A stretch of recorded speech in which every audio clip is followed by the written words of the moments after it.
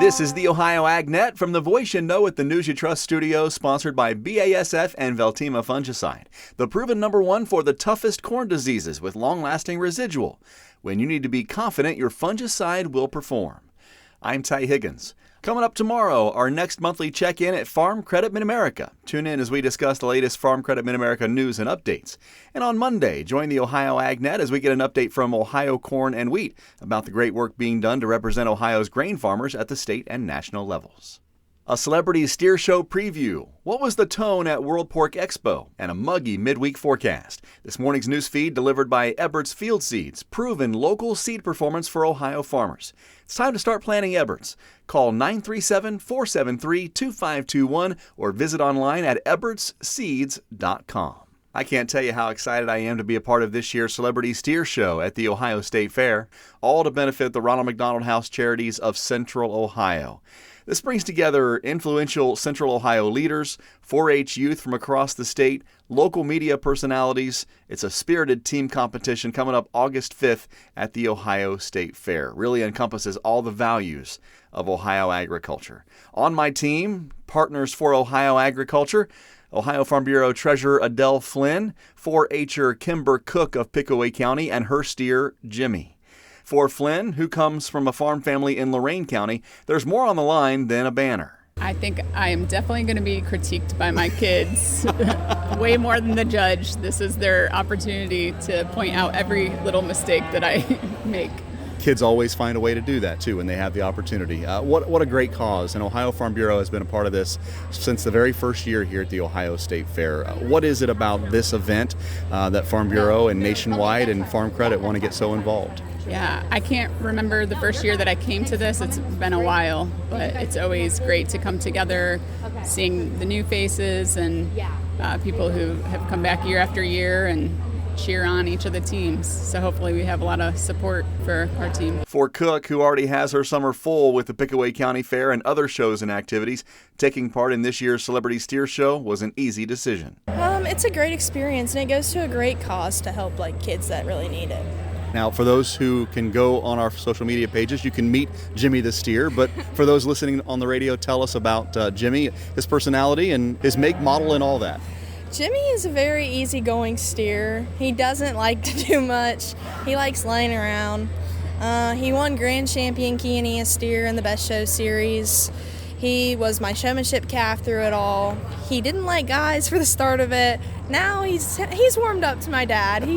He's cool now, but he's an awesome steer. We love him to death. If you are part of Ohio agriculture in any way, I encourage you to help us help the Ronald McDonald House of Central Ohio. Does not matter the amount, and it's easy to donate. If you log on to ohioagnet.com, you'll find this story, and you'll find a link to help our team, Partners for Ohio Agriculture, get that winning banner at this year's Celebrity Steer Show at the Ohio State Fair. Thanks in advance for your help.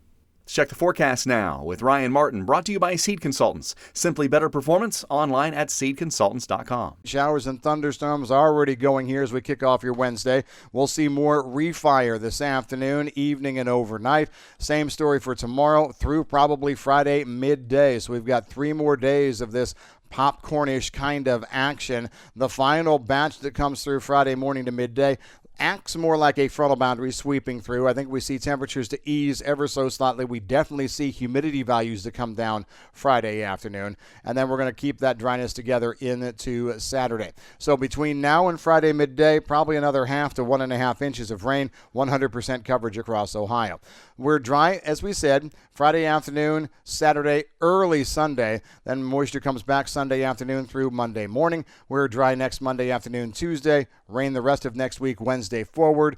Timely rains, adequate rains for sure. I'm Ryan Martin. It was an upbeat tone among pork producers at last week's World Pork Expo in Des Moines. That's according to U.S. Meat Export Federation Vice President of Economic Analysis, Aaron Borer. We did talk a fair bit about the strength in exports, especially the strong first quarter on a record pace. Talked about that $67 per head and 30.7% of production being exported, and discussed Latin America's importance in that.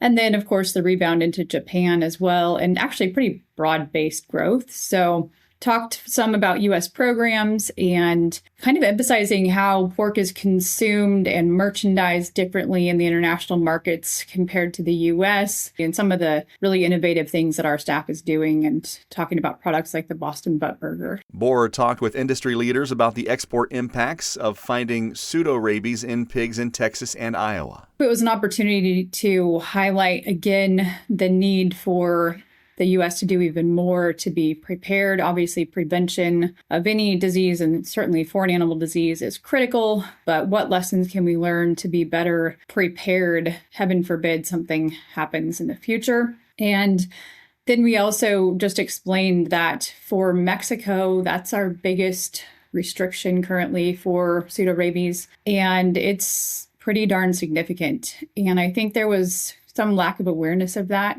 What has happened is, thankfully, no impact for the muscle cut trade, but we have not been able to ship a long list of products to Mexico since the beginning of May, so over a month now. This is products like skins, fat, feet. That's impacting about $6 million to $7 million a week in U.S. offal and other variety meat exports. And importantly, Mexican customers are getting desperate. So we are the dominant supplier of these products into Mexico, and establishments down there really rely on them. The U.S. Meat Export Federation is working with USDA as it urges the Mexican government to narrow these restrictions to just the impacted states and to normalize trade as soon as possible. Coming up next on the Ohio AgNet, we'll meet an agribusiness from the Buckeye State that's been around for a long time. That's coming up in today's featured audio after this. Looking for heavy equipment but don't know where to buy? Purple Wave Auction has you covered. Always online and always no reserve. It's your destination for construction or ag equipment ready to work. We even sell semis, trailers, and fleet equipment for your operation. Best part? It's free to join. Head to purplewave.com. That's purplewave.com. Sign up for a free account and start bidding today. Purple Wave Auction, the easiest and most straightforward way to buy and sell equipment.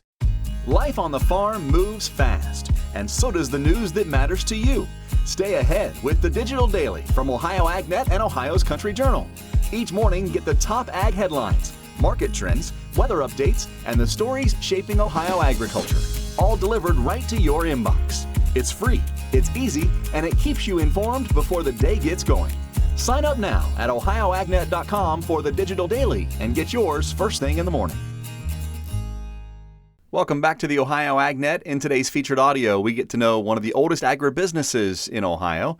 Allison Kinney has that. Today I'm joined by Alan Buffer, the owner of A.G. Buffer & Sons in Santa Fe, Ohio, a family-run grain elevator that works closely with local farmers, providing grain handling, storage, and marketing services, along with the sale of seed and chemicals. With years of experience, they've built a reputation as a reliable partner, playing an important role in supporting the area's ag community. Thank you for being with us today, Alan.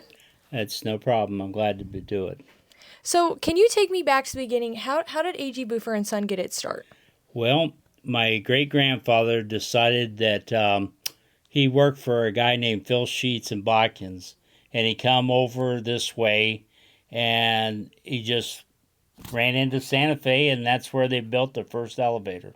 It was back in the 1898 when it first started. And how has the business evolved from that beginning as the elevator to you now today? Well, when my great-grandfather started, they just dealt with mainly grain.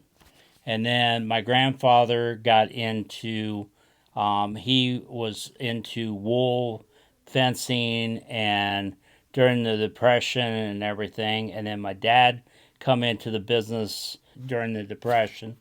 And they were figuring out how to make money and everything. And my dad was extremely good at grading wool. So they used to have 1 million pounds of wool they handled. But and then it just evolved from there. Dad took over when my grandfather passed away in 1954. He ran the businesses, mainly a grain elevator. We had, back in the day, if everybody remembers when we first started, you had bags of Amabent, bags of Lasso-2, fertilizer in 80 to 100 pound bags, and it really wasn't that much. And then along come the liquid chemicals and everything in the late 70s, early 80s, and I come into the business in 1985. That's when we built our loadouts for our grain up there because the railroad went out in '79, so we needed a way to load trucks faster. And I built the chemical buildings and seed buildings we have today. So your businesses went through a lot of evolution, but so has in agriculture since you took over the business. What are some notable trends and changes that you've seen throughout the industry? Well, like I said, it used to be everything was bagged. It used to take forever. I remember when I was a kid, the grain lines used to go forever. You would come to work about 6:30, start dumping grain, and you'd be done probably not until 7:30, 8 o'clock at night. The wagons would only hold like 80 bushel to 100 bushel. You used to have what they called a lift that the trucks that didn't have, or the flatbed wagons, they go on there and they had a hoist system that you raised it up and it dumped. Wagons, 1,000 bushel, 750 to 1,000 bushel every trip. It's totally different. It's like that. Same way with the chemistry. Chemistry used to be nothing. The fertilizer used to be nothing. Now it's like bulk, big semis coming in, unloading, and then everybody get them in totes and everything. And it's evolved quite a bit. And the farming back in the day, if you farmed 1,000 acres, you were considered a big farmer. Now there's quite a few that farm 7,000, 8,000 acres plus. Mm-hmm. So you touched on, the overall higher input costs and the rough economy farmers are currently going through right now. But what does that look like from your side of the business? Well, it's the same side on our side too. Unfortunately, COVID was a disaster in terms of it made things go a lot higher. You couldn't get it. And there after COVID, I thought things would return back to an ease of getting product. It's just as bad now as what it was back in COVID. Everybody thinks everything just jumps up and appears. It's like this year there were several products that didn't go into production until April or May, and everybody's going to the fields, and it's like, why isn't this product there? And the companies claim that, some of these products don't make them a lot of money either, so they put them on the back burner until they get the products that make them money done. So the branded products get done first, then the fighting brands, then the generics. So you're starting to see a lot of that. And with oil prices being all over the board, I don't know what to expect in the future here in the next 6 months. Thank you again for joining me today. My guest is Alan Buffer, owner of AG Buffer & Sons. Thank you very much. I appreciate the opportunity. Allison, thank you. We'll check markets and get analysis next as the Ohio AgNet continues. Ohio farmers, we know summer means long days in the field and plenty of work still to do. And the Ohio AgNet wants to bring lunch to your farm. The Feeding Farmers contest is back this summer and we'll be choosing farms across Ohio for a visit from the Ohio AgNet along with free lunch for your farm, family, and crew. Get entered today at ohioagnet.com/feedingfarmers. Feeding Farmers is brought to you by Ag Revolution, Paradise Energy Solutions, Tempty, and the Ohio AgNet. Welcome back to the Ohio AgNet. I'm Ty Higgins, and this morning's market analysis is brought to you by Louis Dreyfus Company. Excited to bring a brand new soybean crush facility to Upper Sandusky. Learn more about marketing your soybeans with LDC at 574-566-2113. Here's Ryan Martin. Grain markets finished mixed in the Tuesday trading session. Soybeans were down for a good part of the day, only a few pennies, but down nonetheless. Corn started in the green, gave it up into the close, finishing a couple pennies down. Wheat markets did hold on, and it does feel like the markets are trying to carve out a little bit of a bottom. Now, was that bottom put in already, or do we have to do something else? Managed money came off of the open as buyers of close to 12,000 contracts of corn, 5,000 contracts of wheat, but they sold a lot of that. It was a choppy day overall. U.S. Energy Secretary Wright said that ship traffic through the Strait of Hormuz is rising very meaningfully. No specifics on the number of oil tankers was suggested, but that news came on top of President Trump's late Monday comment that a peace accord is days away. Energy markets seem to think this is the case as we saw crude drop about $3 a barrel yesterday. I'm Ryan Martin. Thank you, Ryan. A check of the overnight markets brought to you by Seed Consultants. Simply better performance. Online at seedconsultants.com. July corn down a penny at 4.18 December 4.44 down by 3/4. July soybeans up 3/4 at 11.14 1/4. New crop November down 1/4 at 11.31 3/4. And July wheat 5.87 1/4, 2 cents higher. For more of today's farm news, markets, and weather, check out OhioAgNet.com. I'm Ty Higgins. We'll see you down the road.